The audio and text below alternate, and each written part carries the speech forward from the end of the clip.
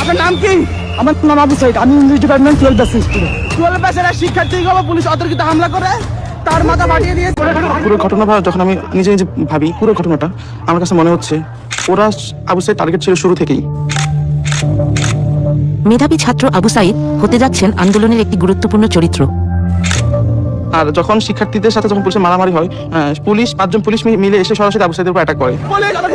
যখন আমি দেখি আবু সাইদের উপর অ্যাটাক শুরু করে 5 জন পুলিশ লাঠি দিয়ে, তার মাথায় পুলিশ যখন তাকে মারতেছিল, এতটা পুলিশ একসাথে মারতেছিল, আবু সাইদ তখনও তার পুলিশকে একটা কথা বলেন, তখনও ঠিক তাকে তার মুখ থেকে এটাও আসেনি যে আমাকে সেভ করেন।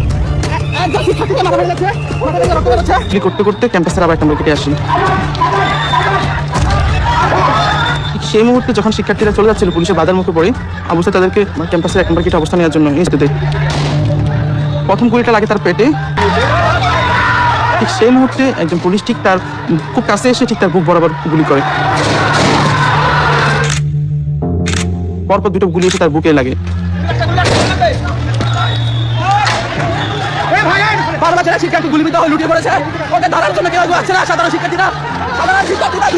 যাচ্ছিলাম ঠিক আমরা যাতে আবু সাইদকে না নিয়ে যেতে পারি, যাতে সেখানেই মারা যায়। পুলিশের উদ্দেশ্যটা ছিল ঠিক এরকম, তাদের এরকম একটা ক্রিয়েট করছিল তার পরিবেশটা। ঠিক তারা সেই উদ্দেশ্যে আবার আমাদেরকে গুলি করে।